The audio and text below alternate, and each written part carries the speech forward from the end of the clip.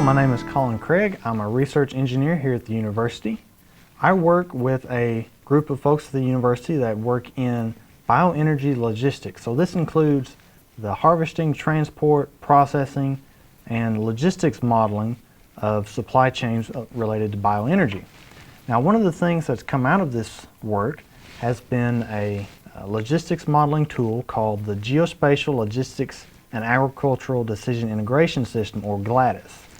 Now, to use GLADIS, the first thing you do is you open up your favorite web browser and you navigate to gladis.okstate.edu.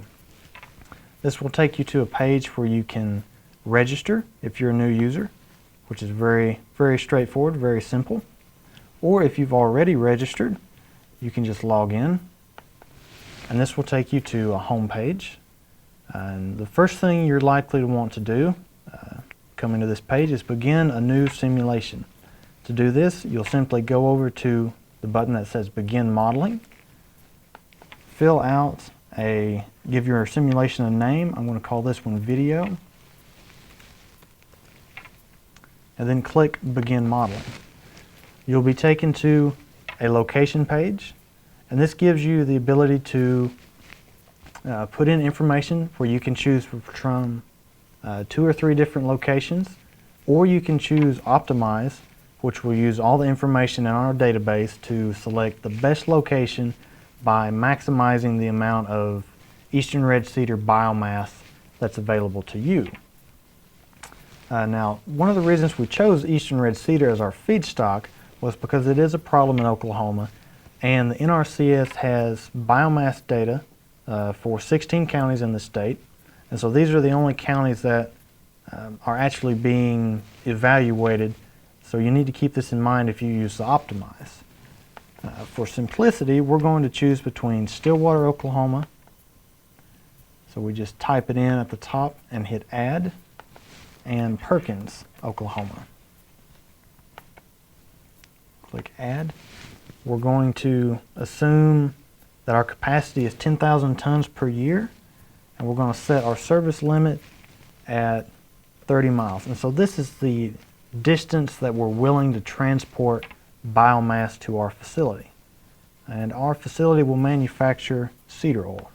Now, we actually have several different options to choose from, and if you add multiple options, that's fine. We just click the next button, and this will take a few minutes to process. It's the location component is very time intensive. We're actually sending information to another server, which is processing the data and then sending us back the optimized location. After you've received the go-ahead, it will take you back to the harvesting page, the next page. And here's where you would enter information about how you're going to harvest eastern red cedar. It includes information for your typical logging equipment, such as a skid steer or a skid loader. And so for what we're going to do is we're going to specify a skid steer. That's how we're going to actually cut the trees. It automatically populates some of our input boxes based on whether we've got autofill by machine size and class, and then the size of the machine. But there's a few things that we'll need to enter. So we'll need to put in a purchase price, specify a loan interest, an operator wage, and then fuel price. And we'll say $4 a gallon for off-road diesel. Then we'll add, and then you can see your information pops up down here in this little box. Now we're going to mulch this before we transport it to our facility. Makes it a little bit finer. It's a little more expensive machine though.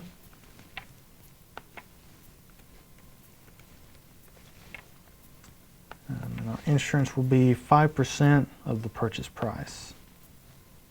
We're going to have 2 of those, so we'll just hit Add twice. You can review this information here. If you don't agree with something or you made a mistake, you can simply click in this area and change it.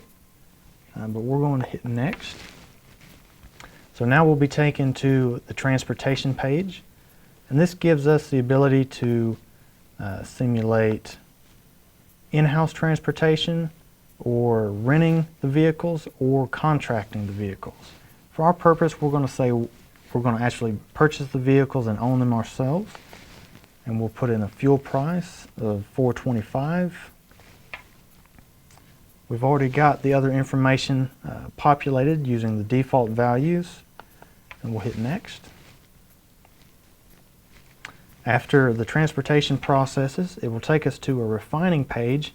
Now on the refining page, there's a lot more information that can be entered because there's simply a lot more detail that you can go into in terms of whether you're going to finance the facility, what your interest rates are, what type of products you're manufacturing, your buildings, such as that.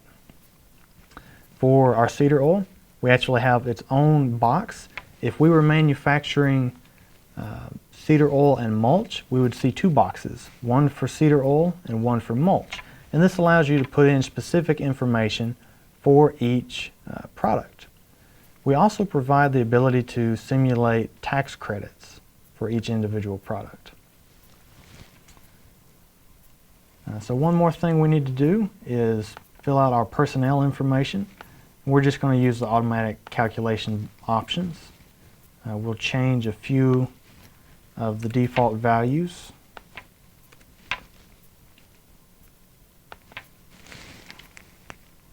And then we'll hit next. So this is the last step before you're taken to the results page. And so you're presented with a brief summary of the refining system. So it tells us that the model has selected Stillwater, Oklahoma as the best location for a facility. It tells us how it went about that process, how many tons you have access to, and how long that tonnage will last at your usage rate. So you can see we have an expense projection. If we would like to be able to look at some of our other expenses a little more closely, you can see that labor really dominates the graph. We can click on the labor button and it will be removed, and then we can view the other items a little bit closely. We can also view it as a stacked system and run our mouse over to the graph to see what an individual item is and how much the expense was on that year. We also provide a profits projection. You can see that our profit projection doesn't look very good for the simulation I just ran. That's not to say that you can't make money using Eastern Red Cedar, but I just did not design my supply chain well. This will tell you that, and you won't make these mistakes when you actually implement your system. For the transportation and the harvesting component, they also provide a cost estimate, but in addition to this, we provide a sensitivity analysis. So we do a Monte Carlo and a one-way sensitivity analysis. And what the Monte Carlo analysis does is it gives you the distribution of your cost. So this is essentially kind of the range of costs you could expect for transportation, from about $2 to $3 per mile, depending on the worst case and the best case scenario. But you'll typically be in the center. The sensitivity analysis shows it's a way of characterizing how different variables influence your system, and it can be broken into the relative sensitivity, which is effectively how fast changes in one variable affect your total cost. You can see that diesel has a very high sensitivity, so your costs are sensitive to diesel prices. You expect this. For relative cost, this is how large a change a variable could cause. Truck cost is up there very high, and so is trailer cost.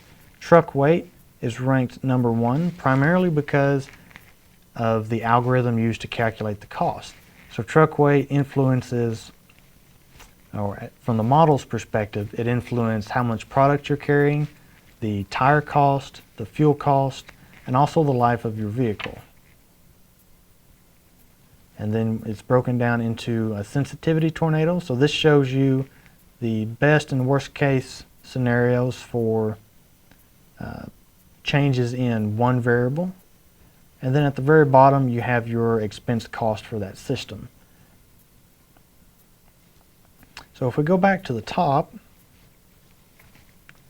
we can go to our maps, which is where we get our geospatial.